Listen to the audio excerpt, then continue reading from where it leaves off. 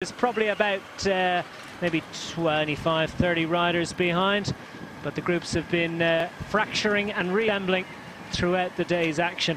163 kilometres in total. The stage runs loops from the port of Dunkirk eastwards into the countryside before swinging back to finish in the Dunkirk suburb of Couderkerque-Branche, with 3 climbs to be dealt with, and they're all done at this point. We've got a couple of intermediate sprints to get done. Otherwise, it's all maximum attack to the finishing circuit, 12-kilometre circuit action. You would have thought they're lined up for the sprinters, but the way that the action has been blown apart by the wind today, well, it'll be interesting to see whether which sprinters have the energy to contest the finish this afternoon. As I said, Magnus Backstedt is alongside me, and he's a man that absolutely adores this kind of racing. It's a race you know well. Yeah, it certainly is. I've spent many years, certainly in the early part of my career, doing this race, and then it kind of went off the calendar a little bit in terms of importance with the change in to World Tour and well, the current system of ranking, as we say. But back in the day when it was UCI points, this was a very important race, and often a race where the riders that did the early part of the Spring Classics came back into racing after a few weeks, sort of a little bit of rest, bit of training, recovering a bit from the hard racing period, and the big goal that you sort of started up with. And usually a race with, as you can see on the trees here, lots of crosswind, relatively technical as such, a lot of emphasis on the sprints. There used to be, although there are a couple of good stages where it's certainly hilly enough to make it very hard. Usually this race was won by intermediate sprints and making sure that you stayed right near the front in the crosswind action, and I think we're looking at a similar kind of race this year. Well, no surprise then, the most successful rider in the history of this event is the great Freddie Martins. 4 victories back in the 1970s. From a man who knew how to find his way to the finish line, knew the smell of the whitewash, and indeed was also a big strong man for the in the windy sections. Seneschal isn't much enjoying the wind at the moment.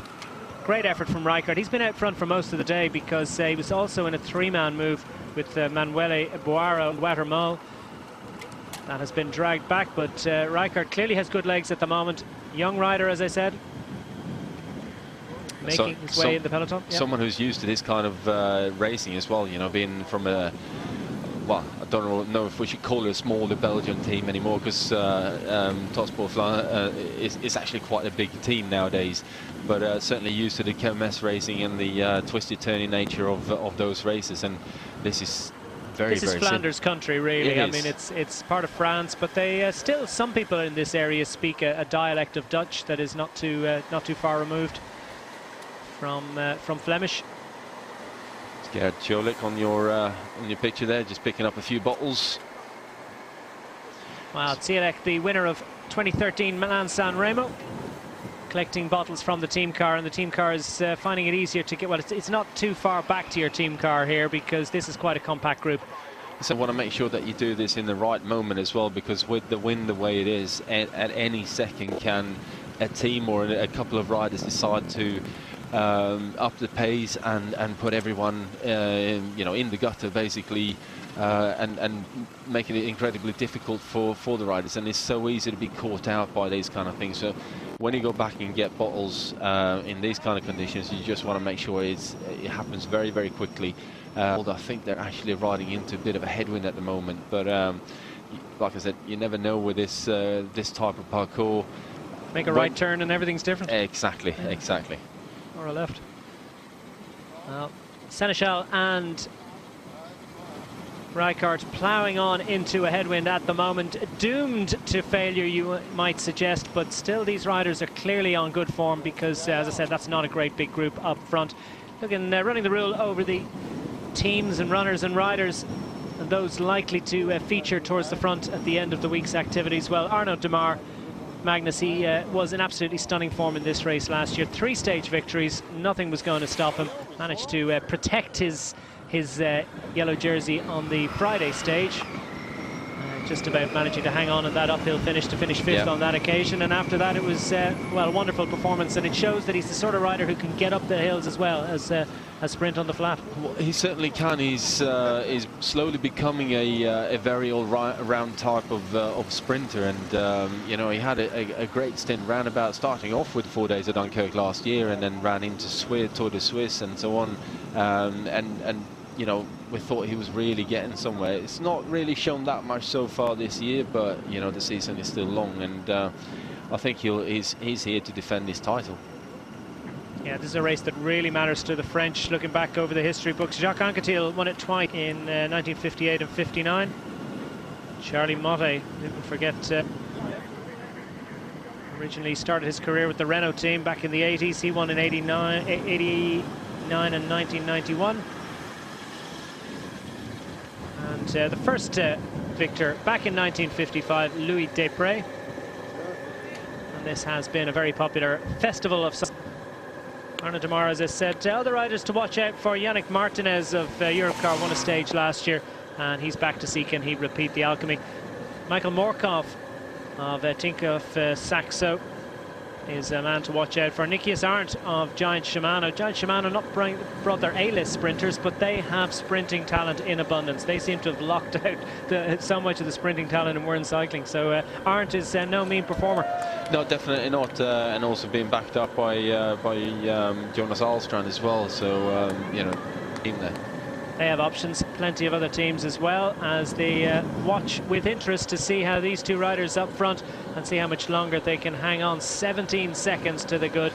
You don't imagine that it's going to last for too much longer. It's the Française de Jeu team of the reigning champion Arnaud Démare that are setting the tempo on the front of the group behind. We're going to get a commercial break out of the way, but please do join us again after these.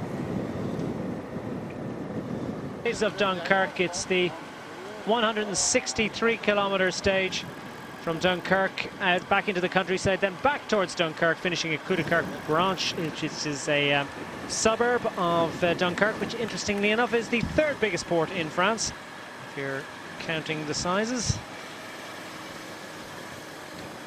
And this is Florian Sénéchal, just 20 years of age, his first year at this level. Both the riders in the break. Callow youths at just 20. And the wild abandon of youth, because the man going to the front there, Ricard, was in the break early on, break of 3, that was pegged back, and now he's gone up the road again, chasing no doubt the possibility of getting some intermediate sprint points. The third and final sprint of the day comes with just over 20 kilometers to go, so he's got another 13 kilometers to last out front, and their gap is being maintained at just around 15 to 20 seconds by the group behind. Whether they can hang on, well, it remains to be seen whether that group is going to be benevolent or not. Ricard flicks the elbow, asks for a little bit of extra effort from Sénéchal, a former winner of the Junior Paris-Roubaix, and Sénéchal steals a little look over his shoulder to see where that group is, and look at, they're not far behind at all. Things are going to kick off. They make a right turn, the wind is going to change.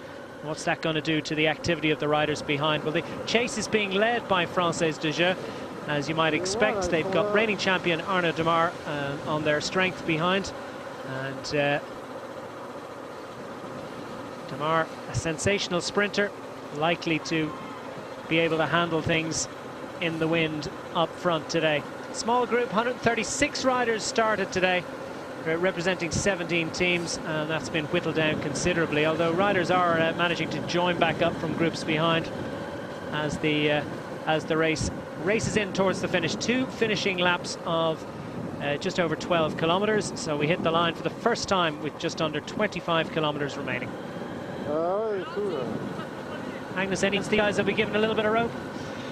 Well, looking at it, they should be, but at the same time, everything in this race depends on what direction the wind is coming from. If there's a bit of crosswind, then straight away you get riders trying to get to the front, trying to get into position, and that drives the pace up. So even though if Française de Jeu don't want to catch these guys just yet, just by default of having to sort of jostle around for position and keep themselves out of trouble, you know, the pace gets driven higher and higher and higher, and with that they'll end up catching these guys relatively quickly anyway. And as you can see, a little bit of crosswind, and straight away the peloton gets strung out. These guys obviously chasing to try and get back on again.